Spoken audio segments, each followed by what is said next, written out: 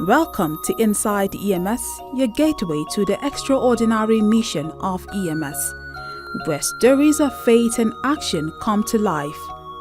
From bustling cities to the most remote villages, join us as we journey alongside our dedicated missionaries, witnessing the transformative power of their work. Allow us to bring you face to face with the victories and challenges of our mission fields. Step into a world where hope meets action and faith changes lives. This is Inside EMS. Good evening and welcome to all of you, our esteemed viewers. This is Inside EMS, your window into the transformative power of the work of missions through the EMS of ECWA. My name is Bature Habila. On this episode of Inside EMS, we're going to be taking you behind the scenes of the EMS of ECWA Taraba Saturation Campaign 2025, with a special focus on the Karim Lamido Centre. And in Karim Lamido, we're taking you to Bangai community, where we have one of our mission fields in which some of the participants visited for the outreach. You're going to be hearing from participants as well as our missionaries and other people regarding what transpired during the course of the outreach at Bangai. But before that, we're going on a short break. Stay tuned, we'll be right back. Imagine a community where clean water is a luxury. Children walk miles to fetch water that isn't even safe to drink. EMS of ECWA changes their story. We drill wells and boreholes and distribute water filters, turning the dreams of safe, clean drinking water into a reality. Join us in writing the next chapter. Support EMS today and help us to make a difference, one soul at a time. Welcome back from the break. Now let's go straight to Bangai community, where we have one of our mission fields to see what transpired during the course of the outreach. Right now we have arrived at Bangai community, all within Bamboo area in Karim Lamido local government of Taraba state. Now Bangai community is one of the targeted areas for the outreach, and our contingents that were deployed to this place have already gone around the village and surrounding areas to preach the gospel to the people in this community. And they've also conducted a medical outreach where they provided medical services to people in this community who are battling with one health challenge or the other. It has taken place since yesterday, and now currently they are worshiping. This is the Sunday service that is currently on the way here in this church. As you can see, it is a newly founded mission field, and I don't need to tell you because you can already see that there is a need. There's a quite a significant number of believers who are here, and the ECWA Church has started fully, and but they need a structure. This is a thatch structure that this is where they worship, and I'm sure that during the rainy season they can be disturbed by the elements, by the wind and the rain, but they are still here worshiping in this structure. So there's a very important need to build a befitting structure for the believers in this community, so that they can worship God in a little bit of comfort and do other church activities here in this place. And already there's a missionary here, and he's taking care of the little flock of believers who are here. And I believe as a result of the outreach that has been conducted here, more people will come to worship in this church that has been planted in this community. So just stay tuned as we talk to some of the people here and hear about their experiences as they came here to preach the gospel and share the light of salvation here at Bangai community.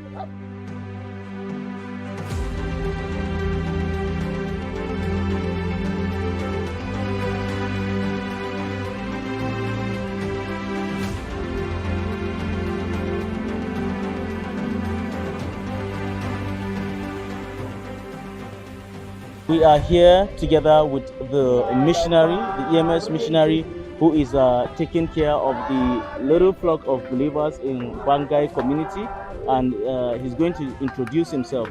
Pastor, muna so gaya mana sunanka. Ni sunana Pastor Yusuf Obadiah. Okay. So mun samu labarin cewa kai ne kake kula da wannan gidan addu'a wanda aka kafa.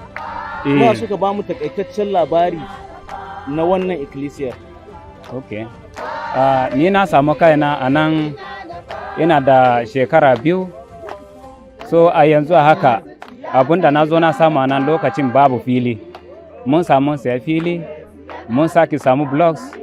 Yadda muka samu blocks, a yanzu haka kuma muna shirye domin mu samu mu yi gini. So shine wani abun da muke na a ciki, project da muna na a ciki kenan.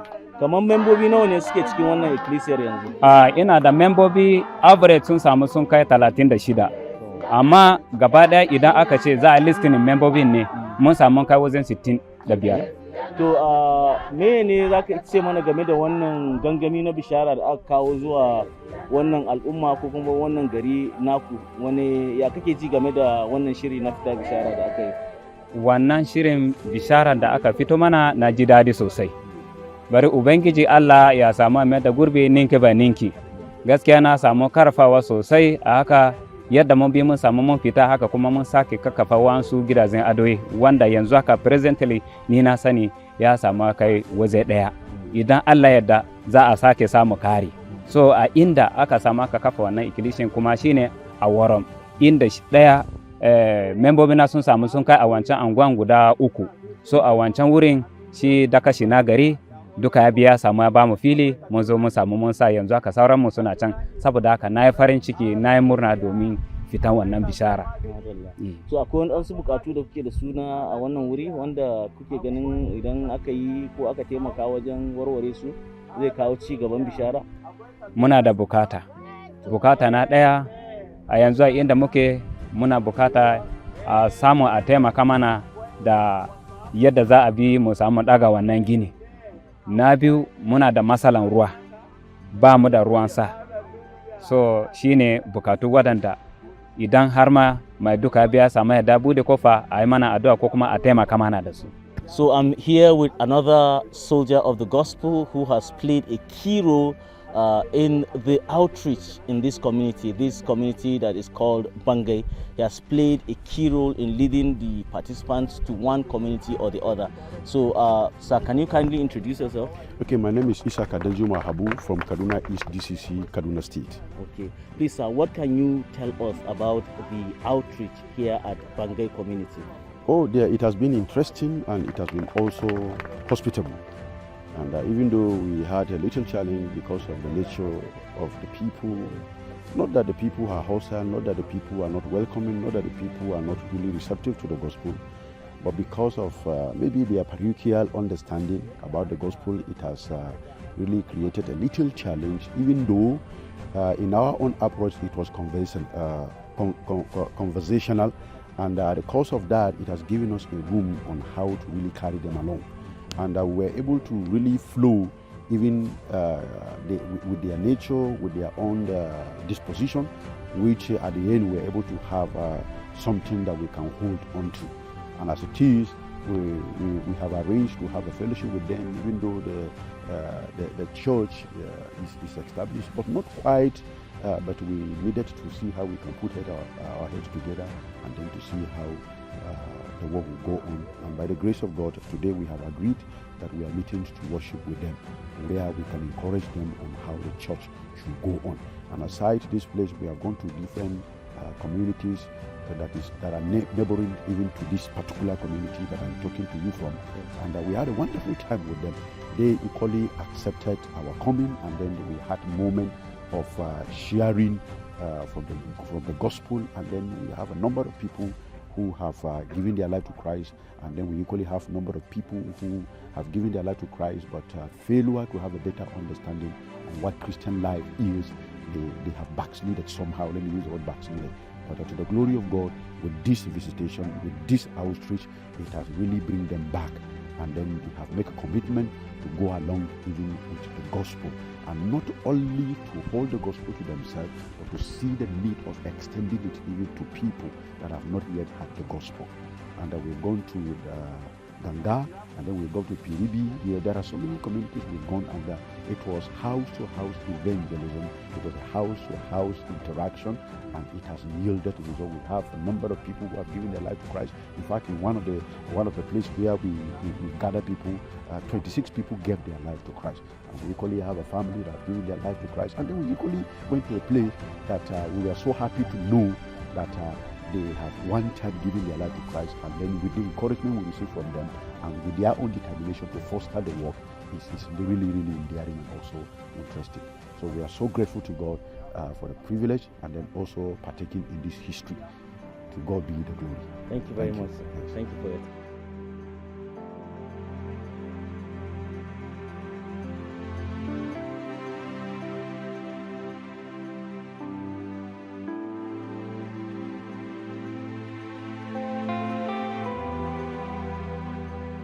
So just like the pastor of Bangai Prayer House was stating earlier, they have taken a lot of efforts to see that they establish the church here in this community. What I mean here is build a structure.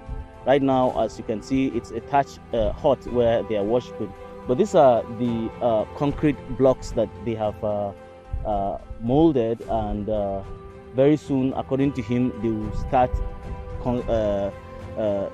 building the church structure. So we hope that through the support of our viewers and everybody who is touched by what is happening, the power of the gospel that is currently shaking this community will support the work of building the church in this community. If you look at where they are worshiping, it's not really ideal.